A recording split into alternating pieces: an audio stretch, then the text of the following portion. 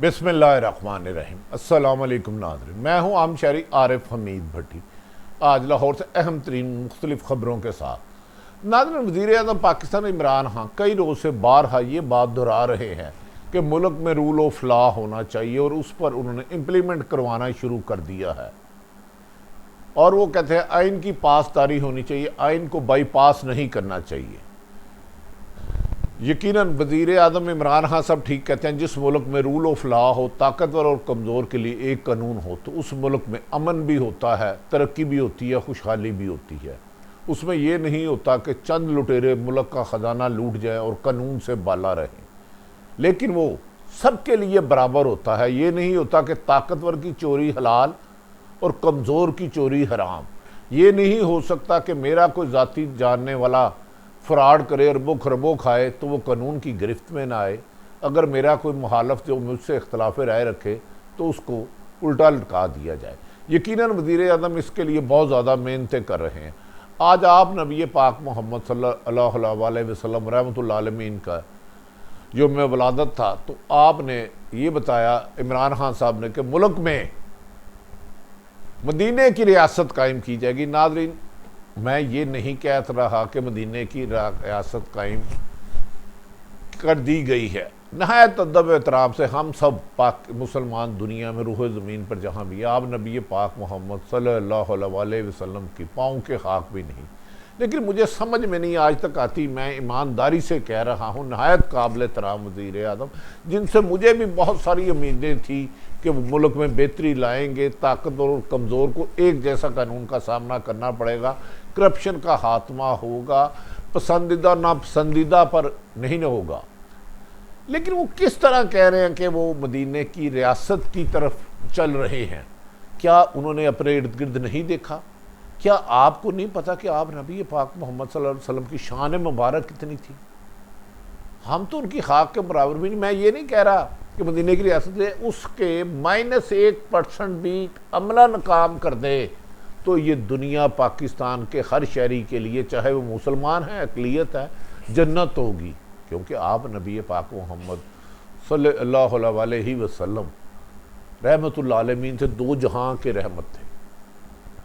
वज़ीर आज़म ने 3 साल एहतसाब के नारा लगाया और इसमें सैकड़ों मरतबा कमो बेशतर उन्होंने कहा कि मुल्क का अरबों खरबों रुपया लूटा गया है। मुल्क आज इसलिए मकरूज़ है कि माजी के हुक्मरान चोर थे, फराडिये थे, लूट कर ले गए।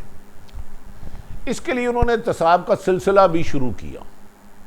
हमारी इंफॉर्मेशन के मुताबिक आज हमारे दोस्त अरशद शरीफ के साथ मैं एक प्रोग्राम कर रहा था, अपना खबर है, उसमें मोहम्मद मालिक थे, अरशद शरीफ साहब से ताहिर मलिक साहब थे। तो जब मैंने उनसे सवाल किया कि इस हुकूमत में बहुत ज़्यादा खरबों रुपया रिकवर हुआ है, तो मालम जब्बा, BRT, रिंग रोड अरबों रुपये, तो उन्होंने कहा हाँ, एहतसाब शफाफ नहीं हुआ। और ये अपोजिशन भी इल्ज़ाम लगाती है।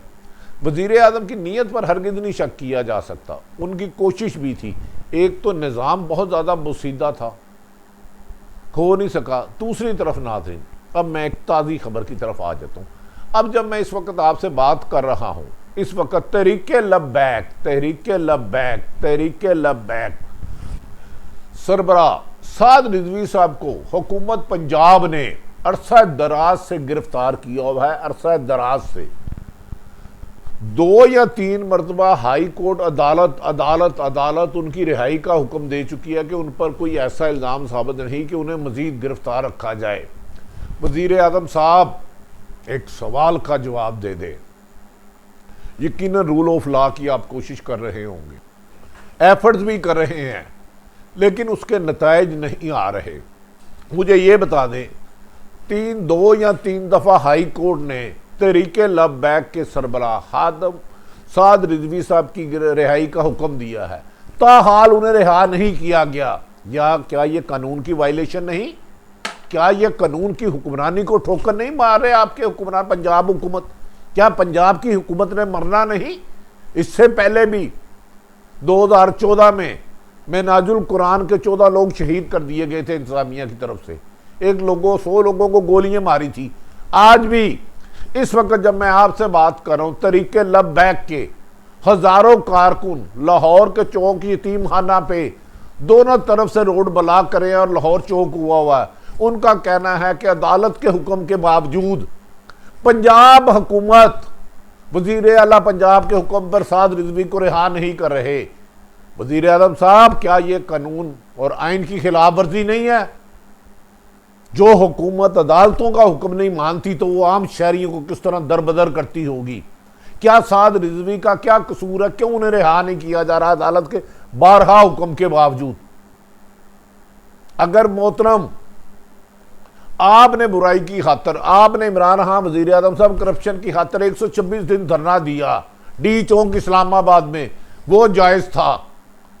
आपने बड़ी जद्दोजहद की करप्शन के खिलाफ, धांधली के खिलाफ, मैं यकीन से कहता हूं आपने की होगी, की है। मैंने उसको कवर भी किया है और वजीर आजम इमरान खान साहब आप भी जानते हैं, आपको लोग आपकी पसंद की खबरें भेजते हैं तोड़ के। तो आज अगर तरीके लब्बैक के लोग चौक यतीमखाना लाहौर में हैं, आशिक रसूल खड़े हैं, अगर वो कोई तोड़ फोड़ भी नहीं कर रहे, पुरअमन एहतजाज कर रहे हैं, तो क्या साद रिजवी साहब को रिहा ना करना कानून की वायलेशन नहीं? क्या ये जुर्म नहीं हुकूमत का? क्या ऐसी हुकूमत को रहना चाहिए जो किसी बेगुनाह शख्स को 6-6 महीने 8-8 महीने गिरफ्तार रखे और उसे अदालत हुक्म दे इसको रिहा करे और रिहा ना करे? क्या मुंह दिखाएंगे हम अल्लाह को? और दूसरी नाज़रीन, तरीके लब्बैक के अभी जो मजलिस आमला के इजलास के बाद मेरी उनके कुछ लोगों से बात हुई है, उन्होंने कहा फिलहाल हम ने लाहौर यतीमखाना चौक बंद कर दिया है, इस वक्त भी पुलिस से उनकी बात चल रही है, हो सकता है मामला पोस्टपोन हो जाए, लेकिन उन्होंने ऐलान किया है जो तरीके लब्बैक के रहनुमाओं ने कि अगर जुमेरात तक तरीके लब्बैक के सरबरा मौलाना खादम रिजवी के साहबजादे साद रिजवी जो सदर हैं इस वक्त, उनको रिहा ना किया तो पूरे मुल्क में पुरअमन एहतजाज किया जाएगा, फिर उसकी जिम्मेदार हुकूमत होगी। क्या वज़ीर आज़म साहब आपके ये फ़राइज़ नहीं कि आप पंजाब हुकूमत को कहें अगर उन्हें अदालत ने रिहा कर दिया, उन पर और कोई केस नहीं है तो फौरी तौर पर रिहा करें?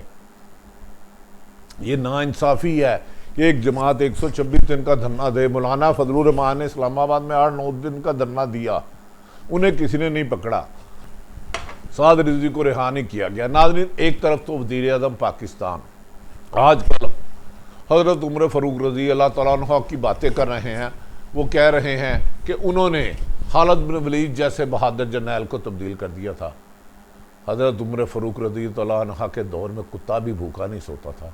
एक औरत और 3 बच्चे भूख से बिलक रहे थे, आप उधर तशरीफ़ ले गए। जब उन्होंने पूछा क्या हुआ तो उन्होंने कहा खाली बर्तन है, खाने के लिए कुछ नहीं है, तो अपने जिस्म पर अपनी कमर पर लाद कर वो सामान ले गए।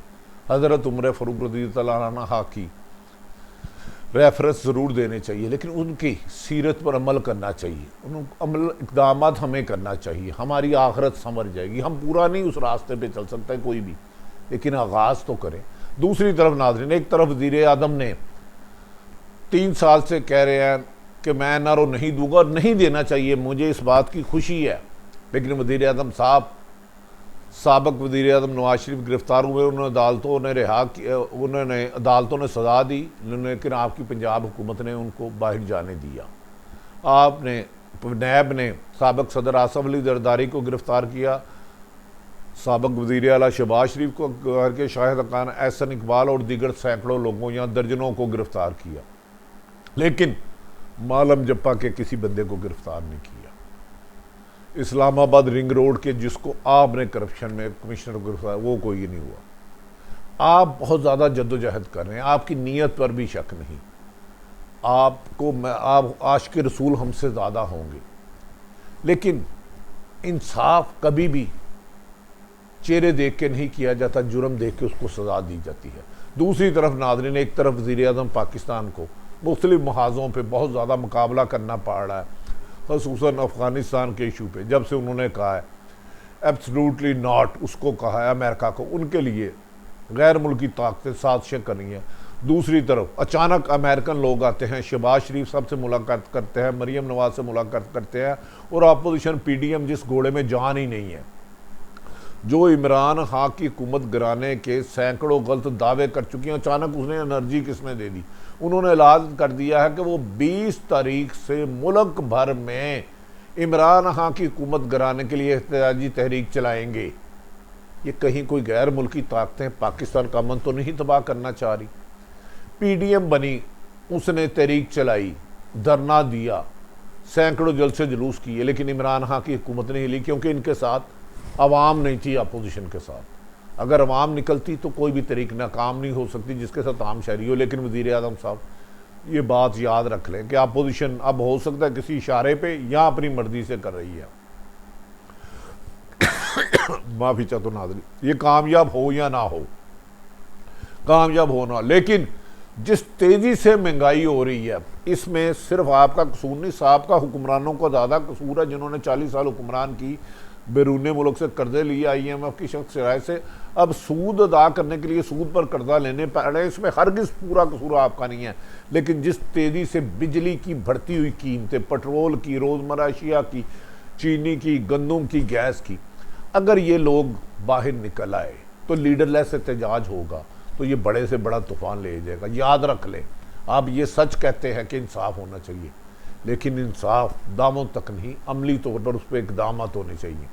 जिस दिन पाकिस्तान में ताकतवर और कमज़ोर को एक जुर्म की एक जैसी सज़ा मिली, अवाम को उनके हकूक़ मिले, उस दिन पाकिस्तान ना सिर्फ अमन का गवारा होगा बल्कि दुनिया की सुपर ताकत होगी। दुनिया उस दिन पाकिस्तान आया करेगी। लेकिन वज़ीर आज़म साहब, इसके लिए आपकी कोशिशें अच्छी हैं, लेकिन आपकी टीम की नाअहली, करप्शन आपके रास्ते में रुकावट है। क्या वज़ीर आज़म, अब आपका इम्तिहान है कि आप अपने रास्ते में रुकावट, यानी कि जो लोग करप्शन को, आजकल भी करप्शन को फ़रोग दे रहे हैं, करप्शन करवा रहे हैं और आपकी जमात से ताल्लुक़ रखते हैं, उनके ख़िलाफ़ फौरी तौर पर कार्रवाई करें। जो कह रहे हैं वो करके दिखाएं, इसी में आपकी कामयाबी है। अवाम ने आपको 5 साल के लिए कामयाब किया है, लेकिन याद रखें कि आप बातें बहुत अच्छी करें, इस पर अमल दरामद की ज़रूरत है।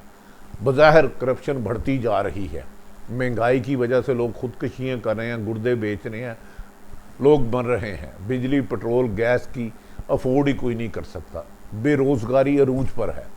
वज़ीर आज़म पाकिस्तान, 22 करोड़ अवाम, इमरान खान साहब आपकी तरफ देख रहे हैं, ऐसा बड़ा फ़ैसला करें जिससे ताकतवर लुटेरे कानून की गिरफ्त में हो, उसका किसी भी जमात से, किसी भी फ़िरके से ताल्लुक़ हो, किसी भी शोबे से हो, उन सबको सजाएँ दे के लूटा हुआ माल ले और आवाम की फलाह बहबूद के लिए लाएँ। इसी में आपकी कामयाबी होगी और अगला इलेक्शन आपके लिए ये तो गवर्नर याद रख लें। खाली वादे और बड़कों से अब काम नहीं चलेगा, बात बढ़ती जा रही है। तो मौजूदा PDM, मेरा नहीं ख्याल कि कल से कोई बहुत बड़ी मूवमेंट कर सके। उन्होंने कहा 22 अक्टूबर से हम मुल्क भर में एहतजाज करेंगे, लेकिन तरीके लबैक के साथ रिजवी के ख़िलाफ़ अगर कोई केस नहीं है तो उन्हें फौरी तौर पर रिहा करना चाहिए। इसी में अदालतों और कानून का एहतराम है, और यही वज़ीर आज़म साहब आपका विजन है कि जब अदारे मजबूत होंगे, कानून की हुक्मरानी होगी तो नाइंसाफ़ी नहीं होगी। मैंने तमाम सूरत हाल आपको रख दी। वज़ीर आज़म पाकिस्तान का एक है कि उन्होंने अफ़गानिस्तान के इशू पर बहुत मौक़िफ़ लिया, वादिया, उस पर अस्करी क़यादत ने भी साथ दिया, अमेरिका को भी एब्सोल्युटली नॉट किया। अब पाकिस्तान का गन साफ करने का मौका आ गया। 20 करोड़ अवाम वज़ीर आज़म के बड़े हुक्म की मुंतज़र है। अपने इर्द गिर्द रहने का ख्याल रखें। पाकिस्तान जिंदाबाद।